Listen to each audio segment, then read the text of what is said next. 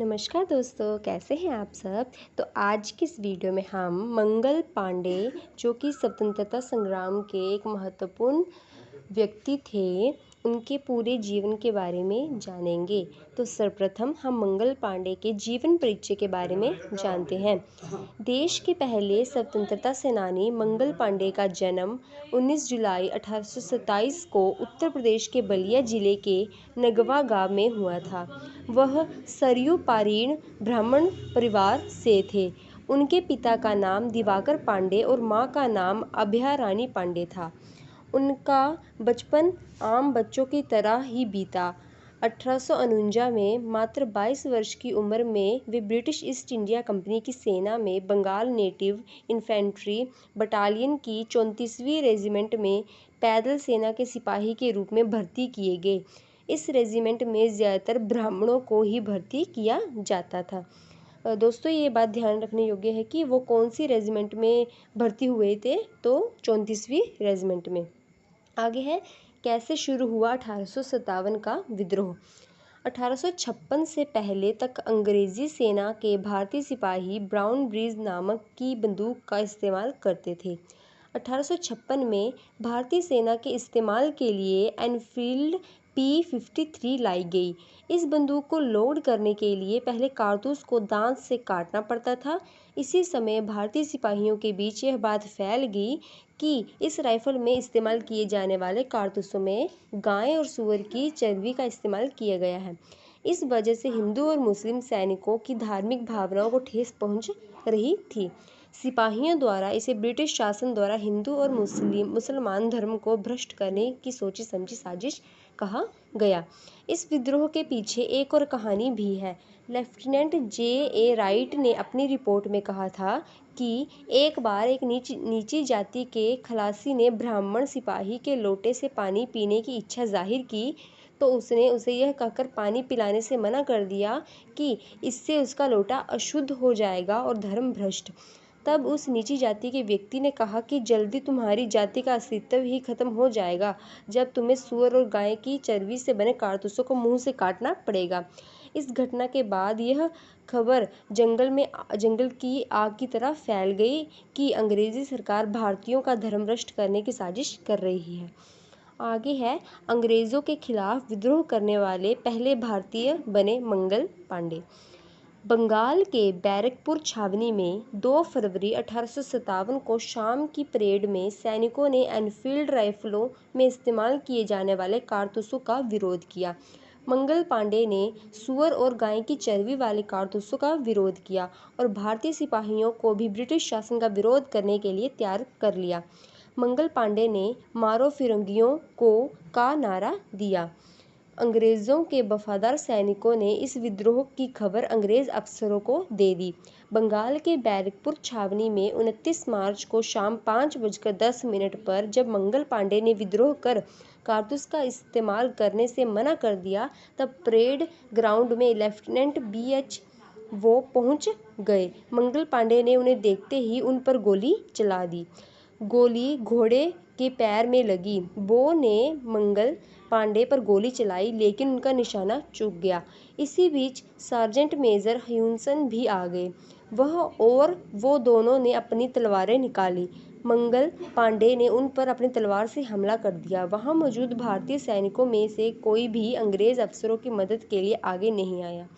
तभी शेख पलटू नामक एक सैनिक ने मंगल पांडे को पीछे की तरफ से कमर से पकड़ लिया और दोनों अंग्रेज अफसर वहां से बच निकले। आगे हम मंगल पांडे ने खुद को गोली मारने की कोशिश की थी, उसके बारे में पढ़ते हैं।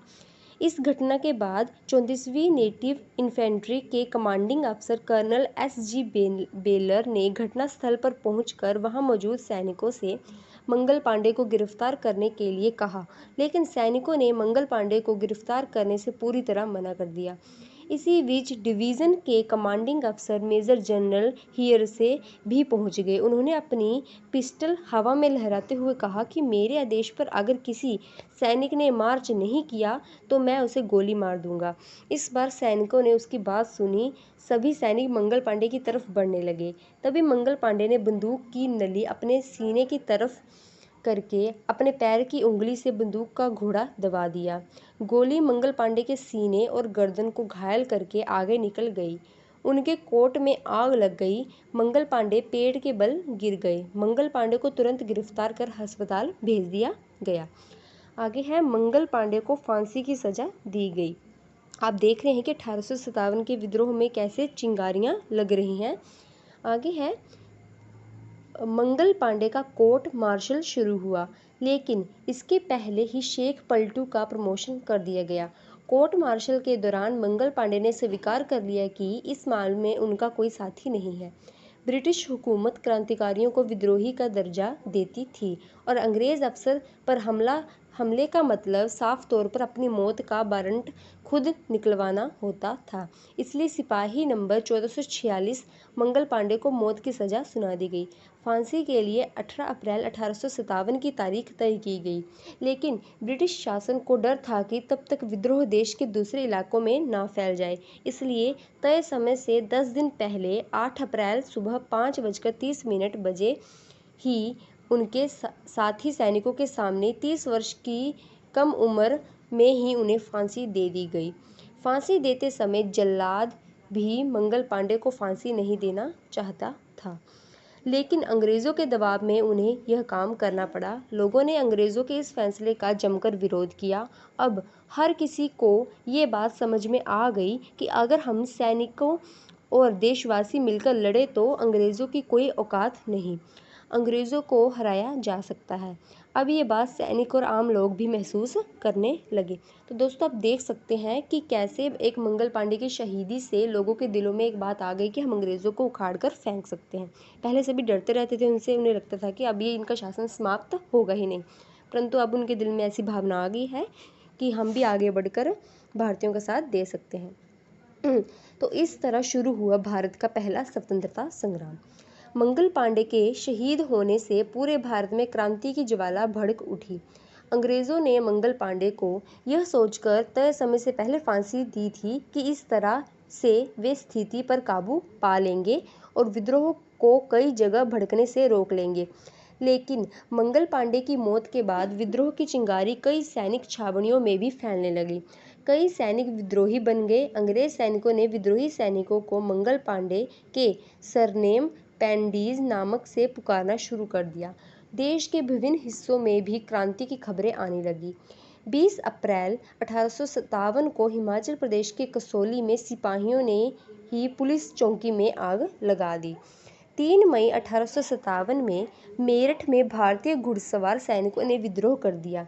मेरठ के विद्रोह से यह चिंगारी पूरे पश्चिमी उत्तर प्रदेश के साथ साथ पूरे देश में भी फैल गई। 30 मई को लखनऊ और पुराने लखनऊ समेत चिनहट, इस्माइलगंज में किसानों, मजदूरों और सैनिकों ने मिलकर अंग्रेज़ों के खिलाफ विद्रोह कर दिया था। मंगल पांडे की शहादत व्यर्थ नहीं गई और इस तरह 1857 की क्रांति के रूप में भारत का पहला स्वतंत्रता संग्राम शुरू हुआ। तो ऐसे करके उनको शहीदी मिली थी और 1857 का विद्रोह हुआ। आगे हम देखते हैं कि विद्रोह की सज़ा दी गई 34वीं रेजिमेंट को, कि मैंने आपको बताया कि जो मंगल पांडे थे वो 34वीं रेजिमेंट में थे। तो अंग्रेज़ों को लगा कि अगर वो इनमें से ऐसे हैं तो बाकी भी ऐसे होंगे, तो उनको सज़ा दी गई। मंगल पांडे के विद्रोह की सामूहिक सज़ा के रूप में 34वीं रेजिमेंट को अप्रैल 1857 में भंग कर दिया गया। तब निकाले गए सभी सैनिकों ने विरोध जताते हुए ग्राउंड से निकलने से पहले अपनी टोपी को ज़मीन पर फेंक कर कुचल दिया था, मतलब वो अपना रोष प्रकट कर रहे थे। आगे है 1984 में मंगल पांडे के सम्मान में डाक टिकट जारी, मतलब उनकी मृत्यु के बाद क्या हुआ। मंगल पांडे का नाम भारत के इतिहास में स्वर्ण अक्षरों में दर्ज है। उनकी वीरता की कहानियां हमेशा नौजवानों के लिए प्रेरणा स्रोत रही हैं। भारत सरकार ने इस अमर शहीद के सम्मान में 1984 में एक डाक टिकट भी जारी किया। मंगल पांडे के जीवन में